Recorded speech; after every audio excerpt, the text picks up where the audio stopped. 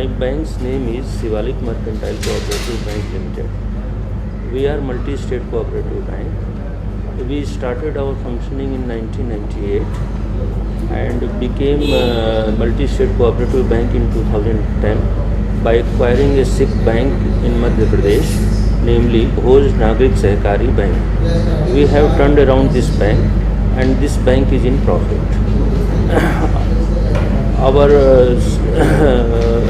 Ours is a professional bank.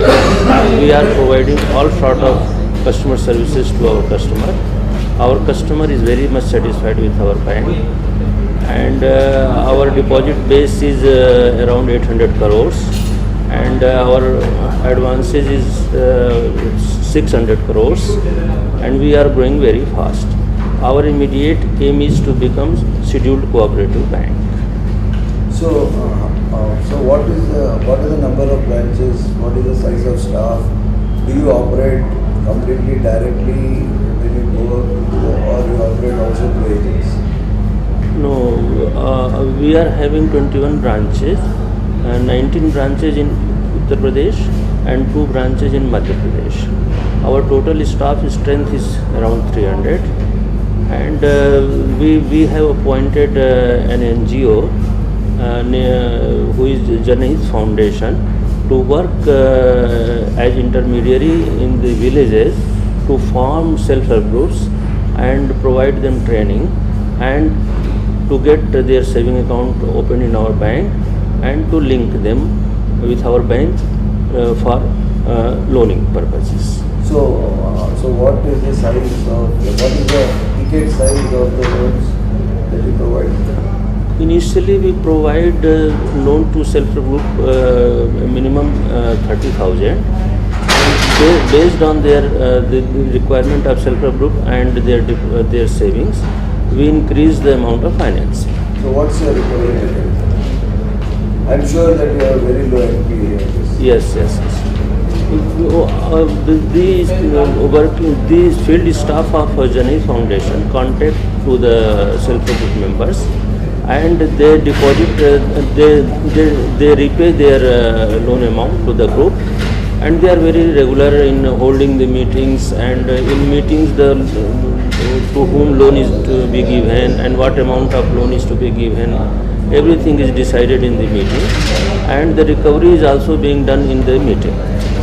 The members who took the loan, they repay their loan amount in the meeting, and those who want to take the loan, their loan is sanctioned in the meeting of self-help groups.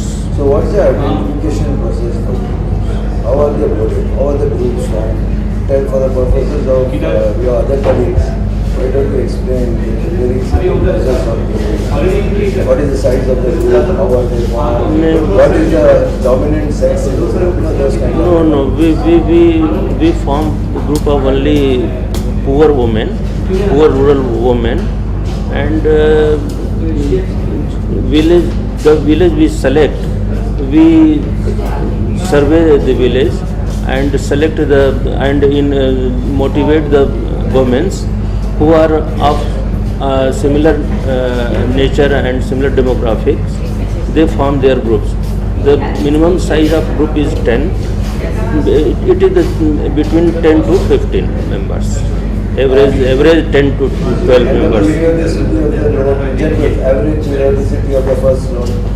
6 months to 8 months. And recovery is weekly? Recovery is fortnight. So, if it's not a secret, what is the kind of interest that you charge for this? We charge 18% interest. Out of that, 6% we pay to the NGO, who is organizing all the work in the village, and 12% we retain. That is dramatically less than many NBFCs. Yes, sir. They charge 25%. Yes. Does that give you a business advantage? Yes, sir. Our business, this gives us a lot of business advantage to us. Most of the women, they don't go to now NBFC, Sahukar. Earlier they were taking loans from these financier at an exorbitant rate, And in our bank there is no other charges and nothing, no sort of corruption. Hence they have to pay only 18%. So, what percentage of your priority sector book is more appropriate? Is the present loan size? Our priority sector lending is about 90%. As per RBI guidelines, our priority sector lending is as on 31st March 2015. It is 90%. And this particular initiative, what percent of the book is now part of the loan book? It is around 7 to 8% of our total loan portfolio. What percentage it is growing? Every year it is growing around 3-4%. In 2016, we hope that we will reach to 10% of our total loan portfolio. Wonderful. So, what would you like to share as your experience with this kind of many few urban cooperative banks release with this kind of initiative? Mostly it is done by non-banking finance companies, retail banks. So, This scheme is beneficial for so how villagers. would sorry to interrupt you, what advice would you give to other colleagues from the industry? What is that they should take care when they think I will just advise them to have faith on poor people. They are not dishonest.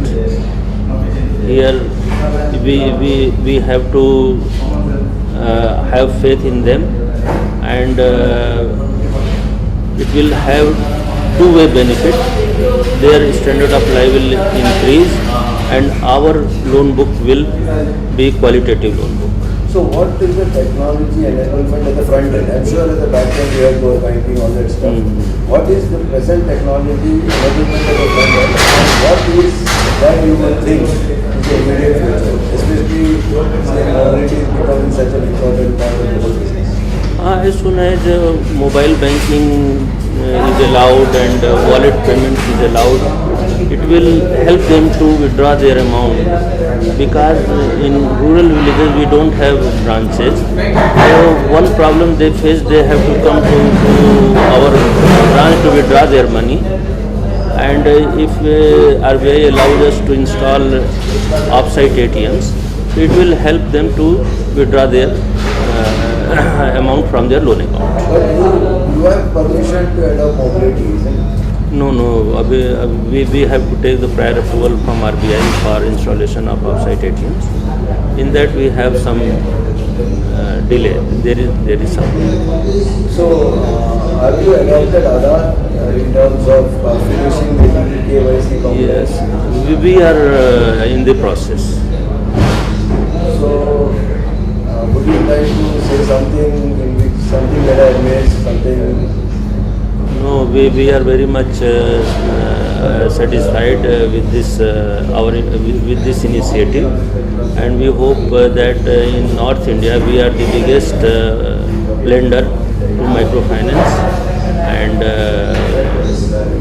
our NPA level is under very control, and it is very negligible. It is around 0.2%. So, on behalf of banking bankers, let me laud you on this wonderful initiative, and personally I am a great fan of financial inclusion.